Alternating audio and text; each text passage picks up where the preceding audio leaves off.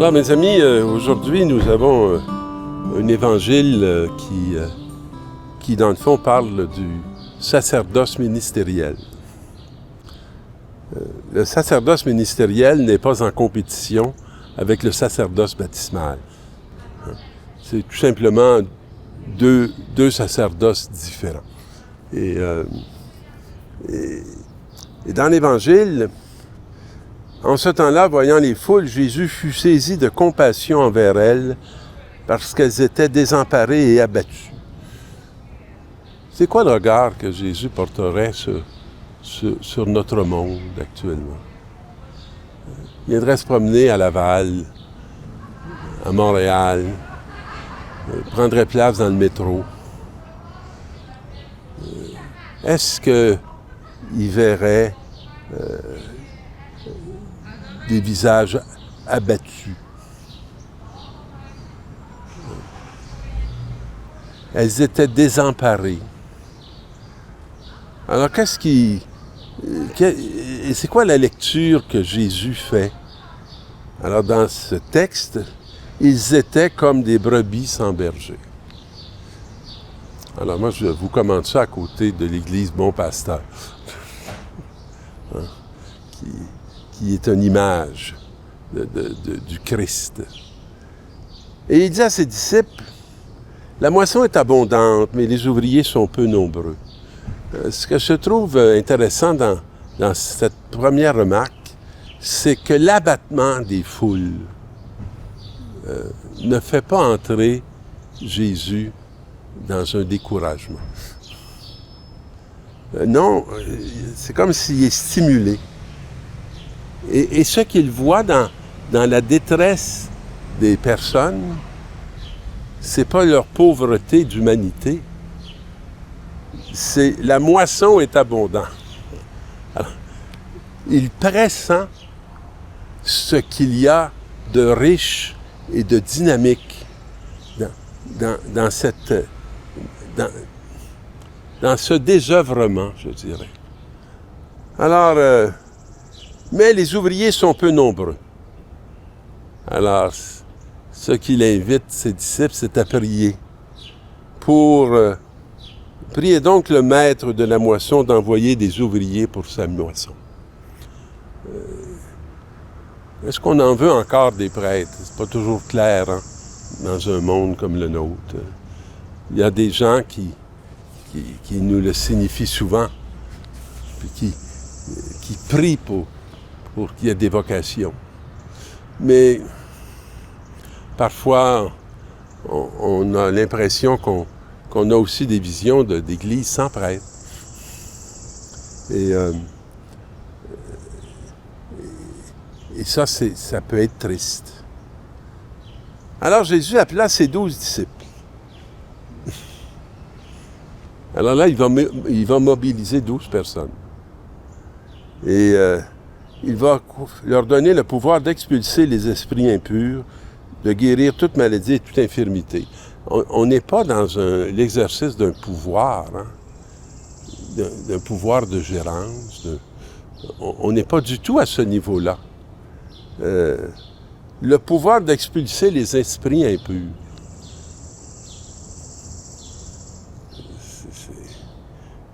C'est un pouvoir excessivement différent.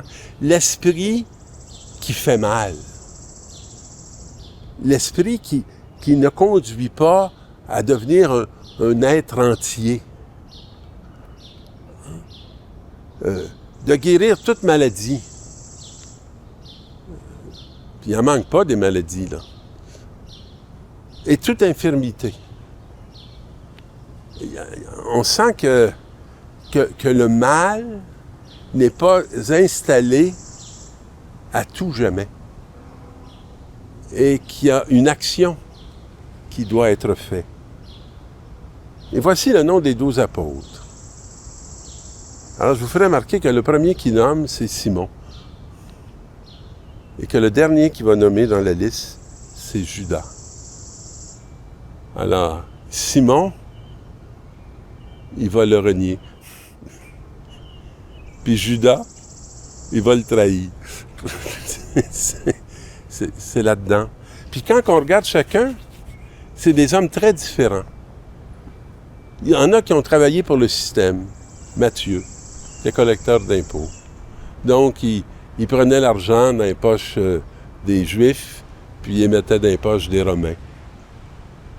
Puis, il y a le Zélote, qui lui était très politisé et qui voulait mettre à la porte les Romains.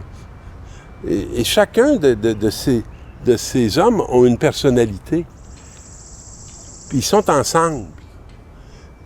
J'imagine que ça a dû faire parfois des discussions animées. Dans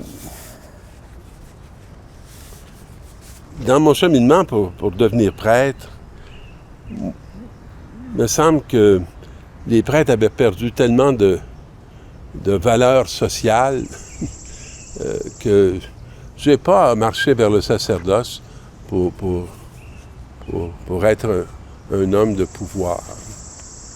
Et très jeune, je me souviens dans ma tête d'enfant,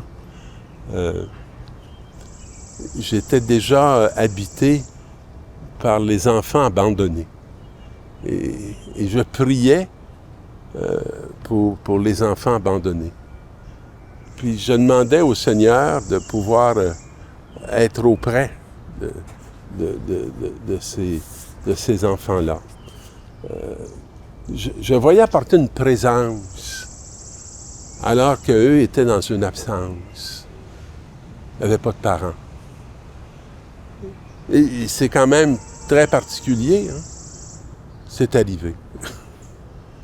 C'est ce qui m'animait du dedans et ce qui était l'objet de ma prière a fait que je me suis retrouvé très tôt avec des enfants dont plusieurs étaient abandonnés à cause de leur handicap. Et je suis devenu un peu le père de chacun. Et ça a duré, et ça dure encore. Hein. Ça a 45 ans. Alors ceux dont je m'occupais quand j'étais au début de mon ministère, je les vois. Plusieurs, je les vois encore. J'ai fait la funéraille de plusieurs de ces enfants.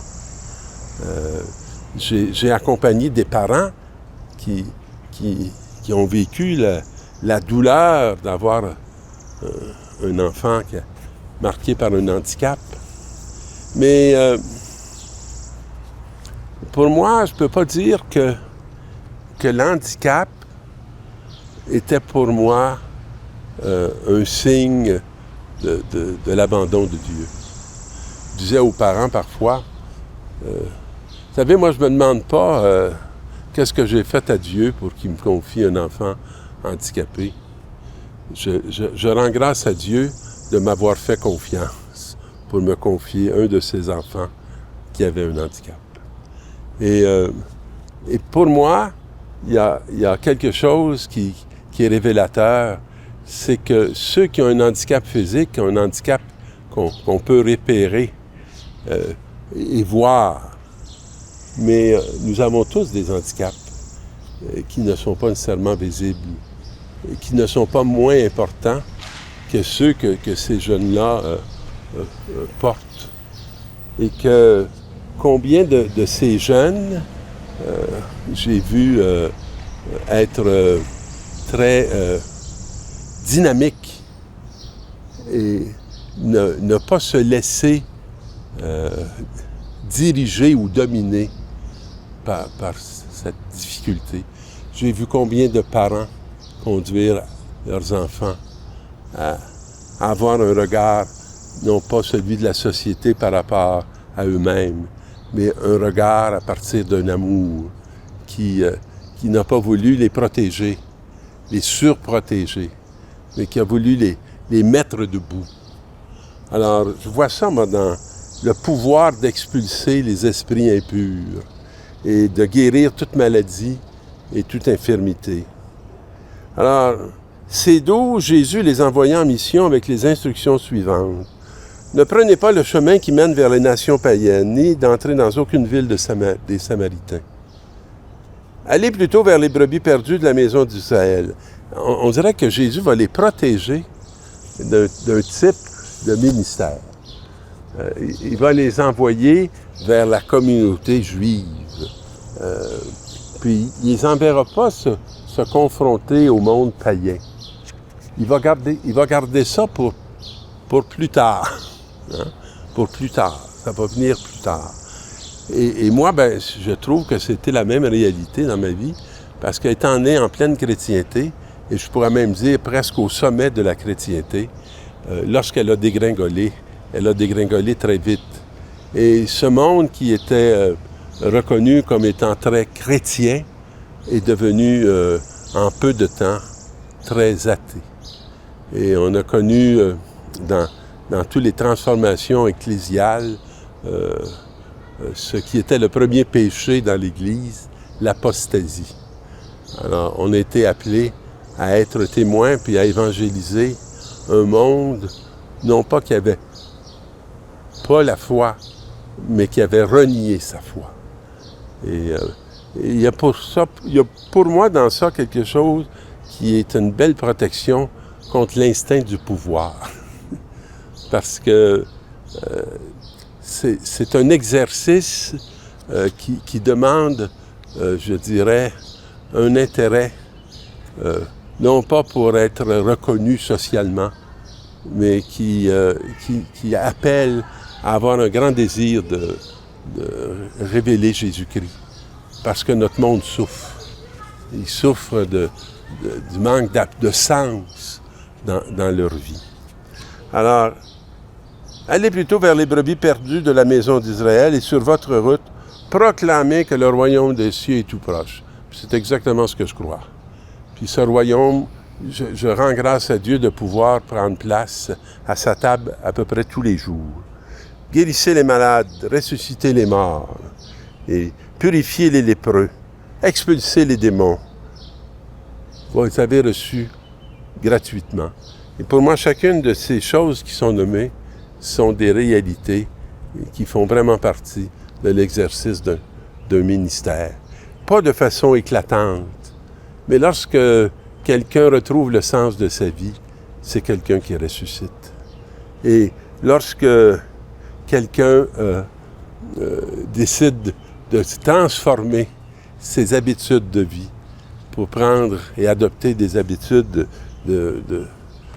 qui nous viennent de Jésus-Christ, c'est quelqu'un qui se guérit et qui s'affranchit de beaucoup de maladies. Alors, je rends grâce au Seigneur d'être encore aujourd'hui prêtre après 45 ans et je lui demande de continuer de m'apprendre à être un frère parmi les autres qui offrent le service d'un ministère qui conduit à la table de Dieu. Amen.